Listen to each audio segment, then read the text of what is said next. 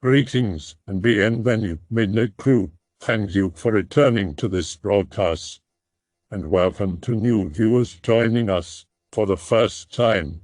If you like a video, then feel free to subscribe. It was all a scam, simulation thread. Are NPCs real? Share your experience if you ever felt like you were in a video game or simulation. Be me. Need to take the bus to another city. Go to the usual bus stop, wait for a while. The bus is nowhere to be seen. Notice leaflets attached to a wall nearby. Traffic redirected to the new terminal. A dude who kinda looks like me walks into view. I go up to him and ask him if he knows where the new terminal is. He's as clueless as I am, but I say, I'll ask around if anyone knows. He stays there while I leave. I go inside the travel center and ask someone. He literally says nothing, just a blank stare, so I leave him alone. I see two taxi drivers outside, just standing there. They weren't even speaking to each other, even though they were like 1 meter apart. I ask them for directions. Both of them look like their disposition is negative. After a solid 7 seconds, one of them finally gives me directions. I walk for a while and went through a warehouse. Some worker comes up to me and literally says, "You're not supposed to be in here." I say I'm just passing through and need to find the terminal. He points to a gate out of the warehouse and mumbles something. I leave the warehouse, entering a new area. Eventually see the terminal and a bus.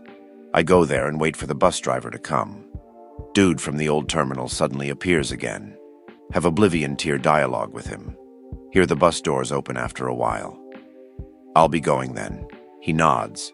Objective completed. The sim unravels only when you start to question things and look at reality, versus just passively living within reality, accepting it as real, and consuming all the ups and downs, joys and despair that makes up this patchwork. The Matrix was engaging because it didn't leave too many gaps. They discuss glitches, for example, which is nice. When you notice a glitch or crack, or when you just feel a weird unease, deja vu, like this is all some sort of fabrication, that's when your mind is looking at the big picture and not just the day-to-day happenings. Let me give you an example. Today I heard my parents have the exact same conversation again. Mom said something that she has said before, and like a robot, Dad repeated the same exact response he repeated in the past. Yes, they are old, above 70, but it goes to show that they are basically bots, following a loop or script. Now that they're old, they are even more locked into that script. They lack the energy or mental clarity to do anything different. One can even say that many in their late 20s to 30s are locked into similar routines and paths. But the more I look around, all I see are bots, NPCs, just background non-characters there to trick us into thinking it's real. If the world was less dense with all these people, it would seem less real. Like how a dream appears surreal when it's empty. But while dreaming, I always think the dream is real. If these dreams can fool me, then reality itself can as well. The entire purpose of a sim reality, its end function, is to trick you into believing that it is a real reality. Thus, there are thousands upon thousands of layers, all programmed to maintain this view. Why would they need this place?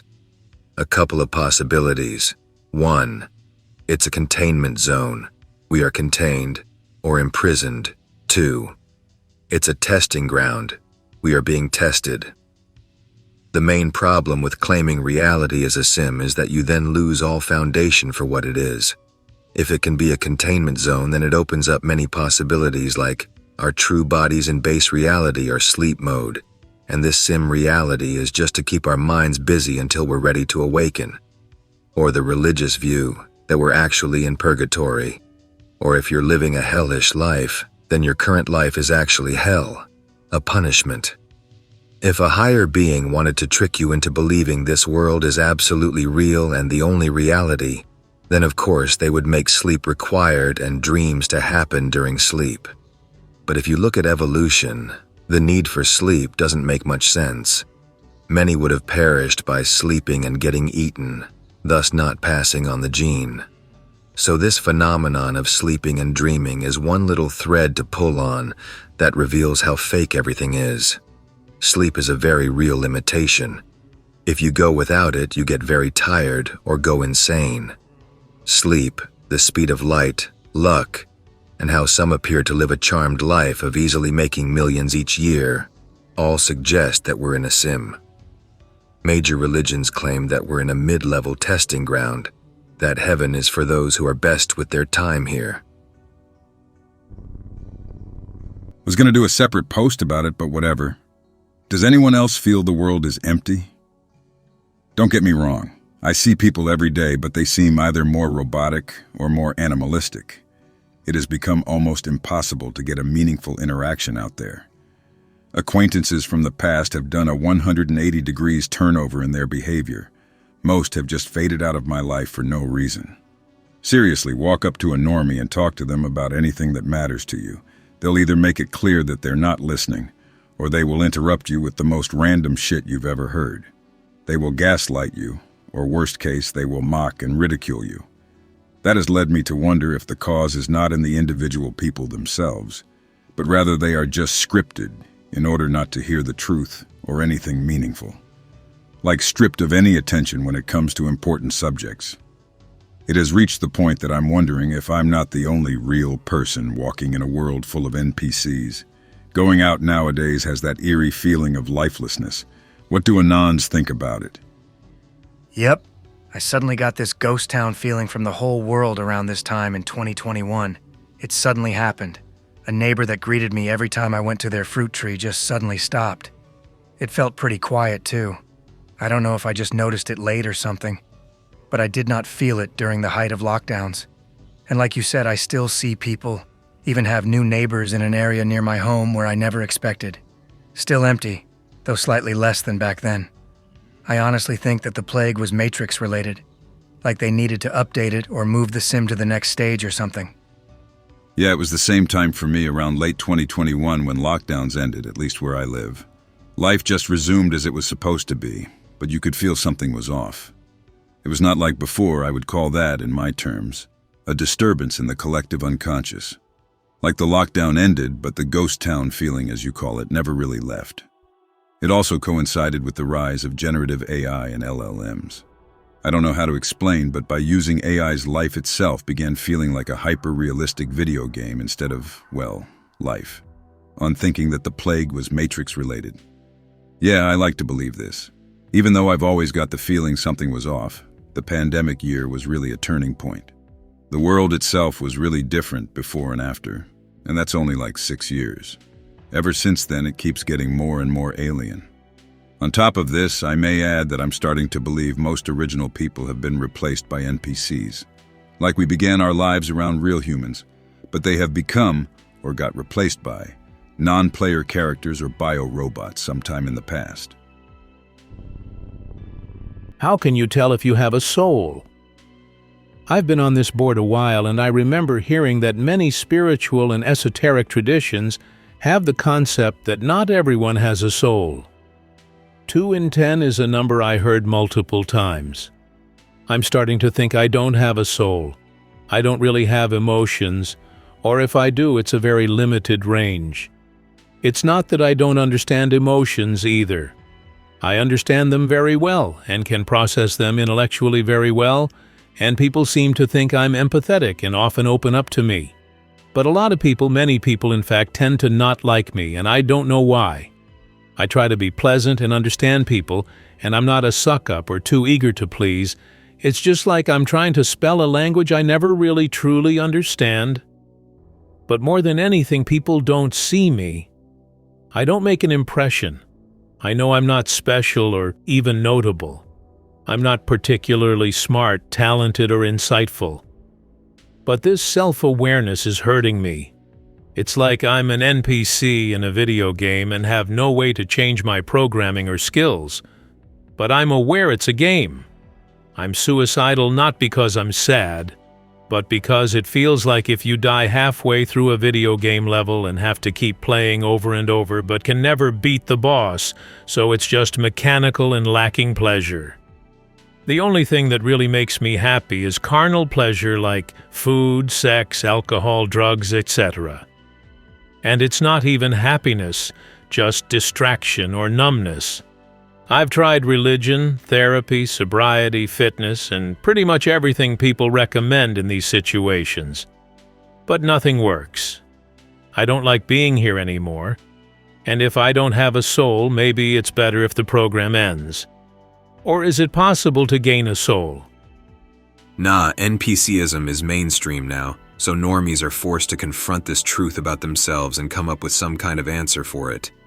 They usually just say, only incels think NPCs are a thing, but sometimes they're like OP and think they might be an NPC themselves, but they can't do much about it unless they care enough to educate themselves. If you don't want to be an NPC, then you need to start asking questions and answering questions. You have the internet, you can answer anything. The one defining thing about NPCs is that they hate the question why, can't stand it. If you can learn to love the question why, then you won't be an NPC anymore. Almost all have a soul and others subtle, various classifications, basically whatever's not your pure flesh, bodies. One would have to go out of their way to make some sort of bio-robot without one, and those who'd be such would likely be aware of their status. The difference is in various people having their subtle bodies at different levels of development and refinement. Some painfully weak, barely held together with their physical bodies and likely to unravel themselves upon death with only a tiny spark moving on. Although with experience and lifetimes, provided you won't do something extra dumb, even that spark will grow. But more than anything, people don't see me. Like with intellectual understanding of things, this is not an indicator of much. Most average people are just, well, average. It's up to you to develop better habits, new skills, and understanding to be more. It's like I'm an NPC in a video game and have no way to change my programming or skills. You should be able to. If you are a human able to question and develop, you can develop. But nothing works. Nothing by itself will just magically turn you happy. The idea is to find satisfaction and reassurance in knowledge you're doing things that bring you closer to your goal. Over time, you may also learn to enjoy those things just as a side effect, but you shouldn't latch onto that either. Or is it possible to gain a soul? Interesting question. Certain cultures hold idea of objects valued and or used, or at least being kept in consideration for great many years.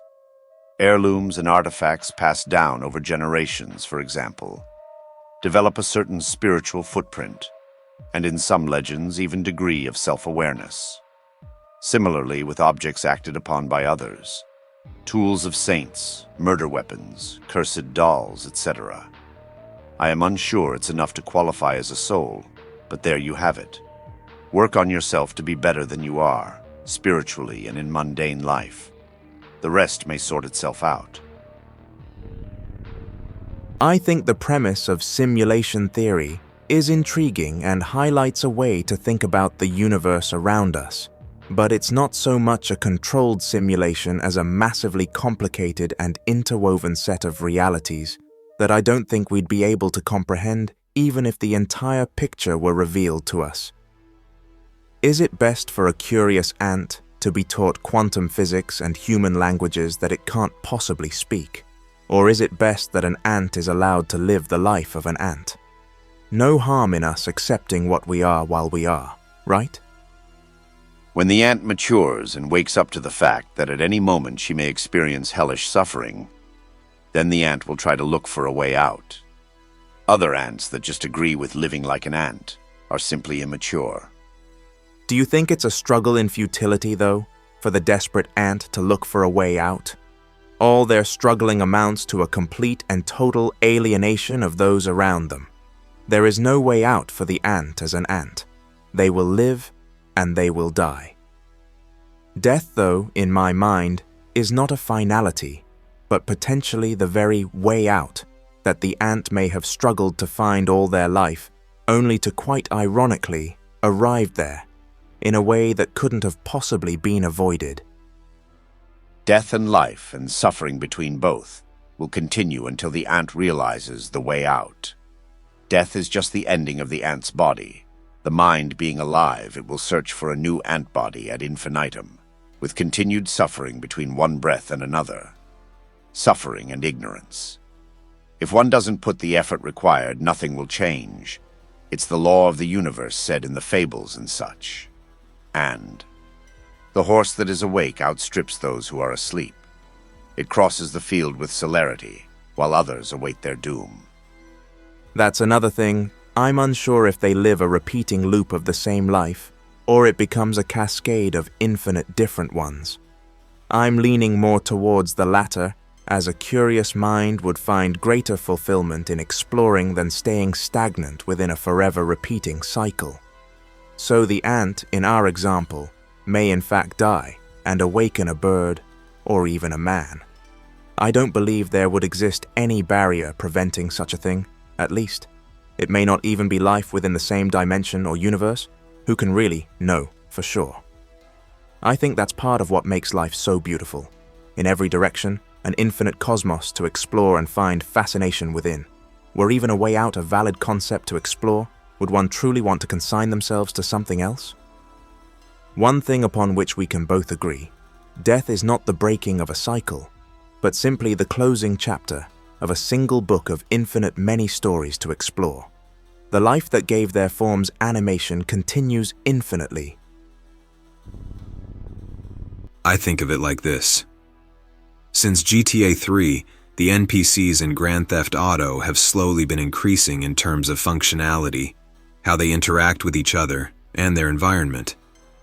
At first, it was just they said a few lines, and they either ran away from you or fought against you. 3 games later, they talk to each other. They use teamwork against you. They have a series of dialogues which range from flirting, insulting, rejecting your advances, etc. GTA 6. We're going to see a myriad of new NPC functions, and as the years go by, assuming we survive long enough or the franchise doesn't die out, eventually the Rockstar franchise is going to start using AI to program, map, design NPCs. If this trend continues, eventually there will be human rights groups fighting for the proper treatment of NPCs, because NPCs are now actively begging us not to kill them in games, because they're aware of death and the risk of death, because we've been chatting with them in-game, telling them about the outside world and how theirs is just a video game that people avatar in. So that leads me to wonder, if eventually NPCs are all AI programs, how does that affect the probability that that's just what we are as well? NPCs that haven't yet discovered the outside. Amazing post. I hope I can find this. Someone years back said they played Elder Scrolls on acid, and they became aware of when a slain NPC's soul would exit. You can notice that without acid, actually. You can see the moment. Pinocchio was a tale about a man with a desire, who created a robot. A genie imbued the wooden puppet with a soul pulled from the lower dimensions. Pinocchio is a dick because he doesn't know right from wrong. Over time, he proves his strength of character and gets reincarnated as a human boy. What does that sound like? Is it time for the lower realm ascension? The robot rapture? Time for the lower realm entities to climb up here to learn about 3D and 4D life? Speaking as someone who spent much of their life alone, I would often be as nice as I could in games since I wanted friends. Occasionally, I would do bad path stuff, such as doing evil in Fable and whatnot, but I always felt bad and would reload. I remember spending hours on The Sims, busting out, and 2 in particular. I remember bringing my laptop over and showing some friends The Sims, and one friend just wanted to kill everyone. It pained me to go along with it. That being said, some NPCs are utter shit, and you can't let them slow you down. Be a video game or IRL, especially IRL ones, since they can actually hurt you. Living in a world of NPCs when you know you're a player is a special kind of hell. Even then, not so bad at times, but the game masters have decided I should be alone and not thrive. I was under the illusion that some of them might have even been my friends given who I am.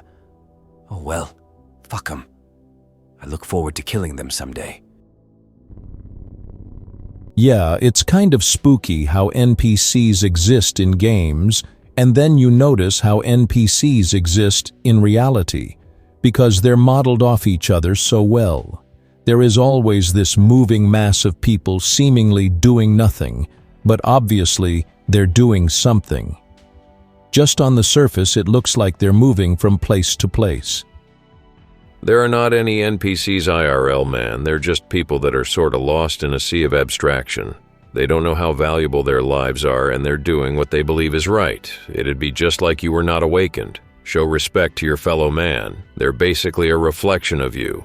The way you treat them will impact you in the long run, so do what you can to help them and better their lives. Does how they treat me impact them? Because I've got loads of shitty treatment from them my entire life. They're just hostile, antagonistic forces that deserve to be destroyed, so we can secure more resources with less competition.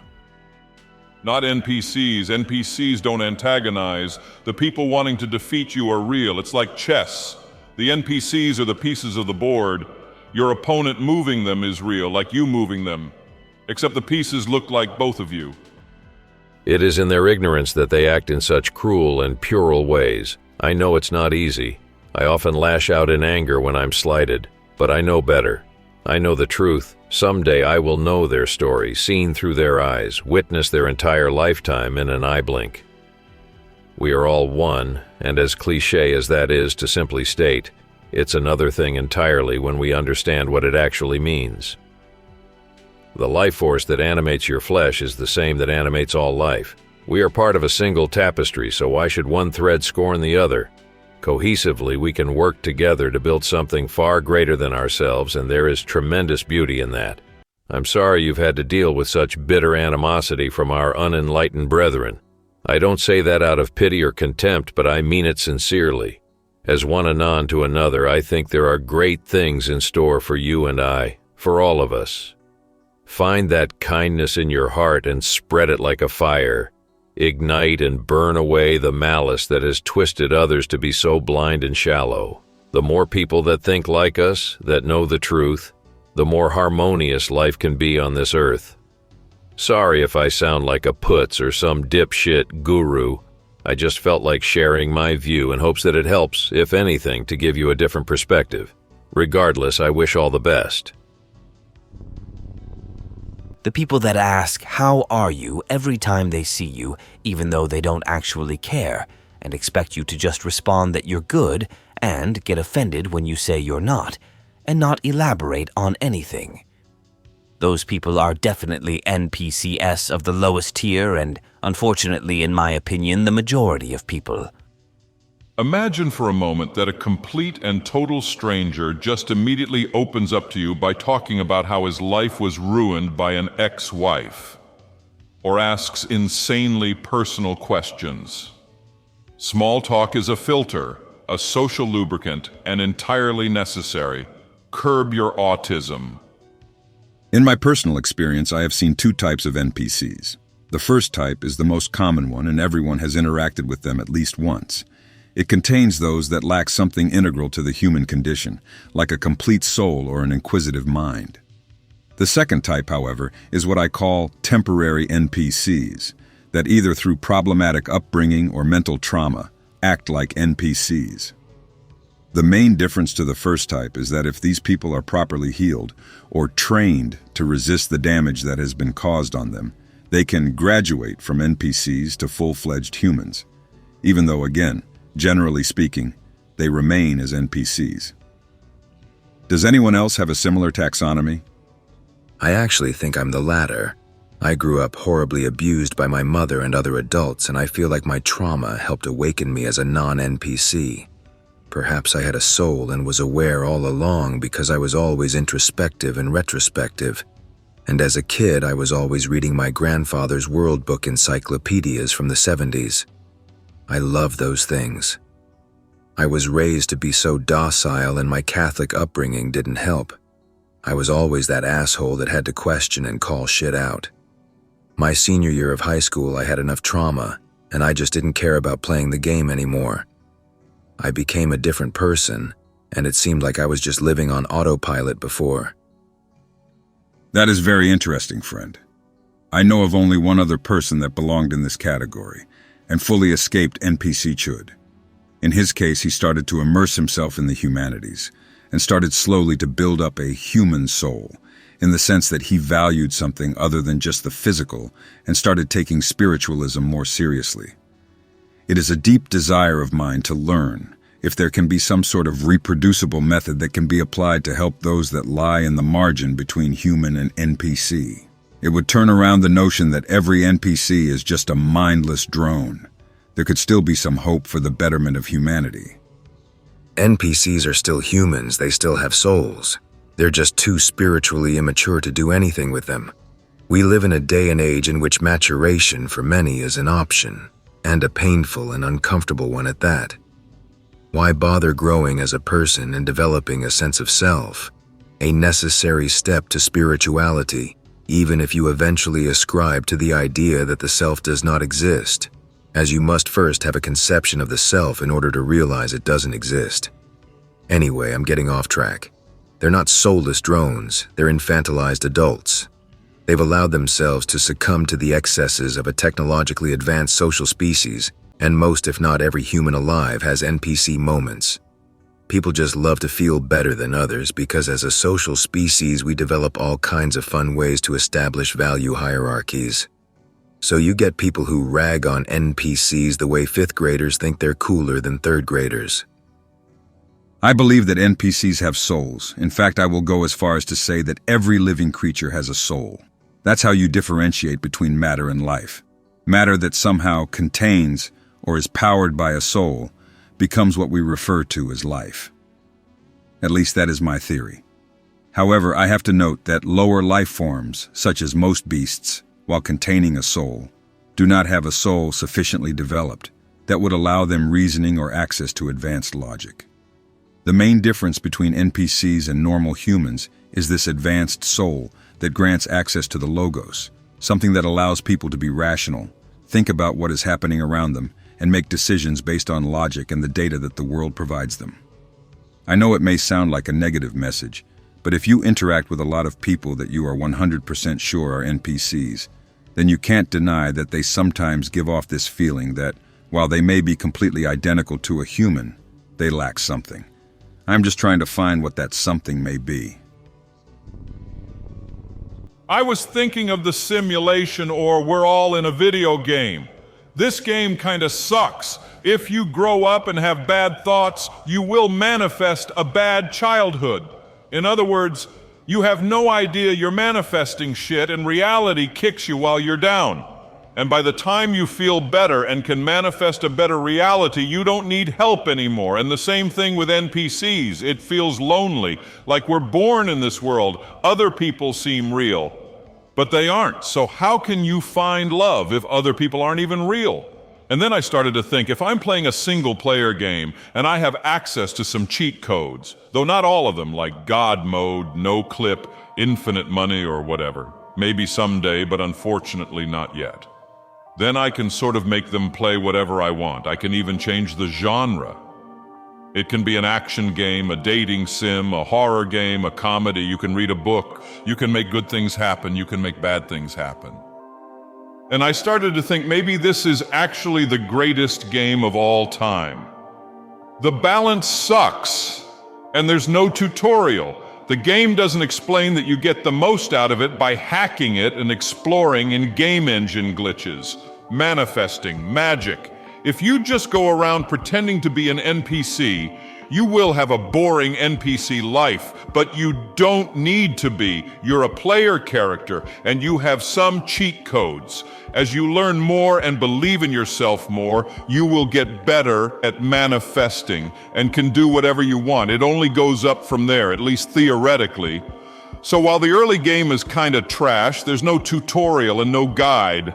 Once you figure out how this game works and start using exploits and hacks to trick the game into doing what you want, it might be the best game of all time. In other words, if this life is all fake and nothing is real, then this life doesn't matter. But the fact that it doesn't matter means you can make it whatever you want. There's no rules, no God, other than yourself, I suppose.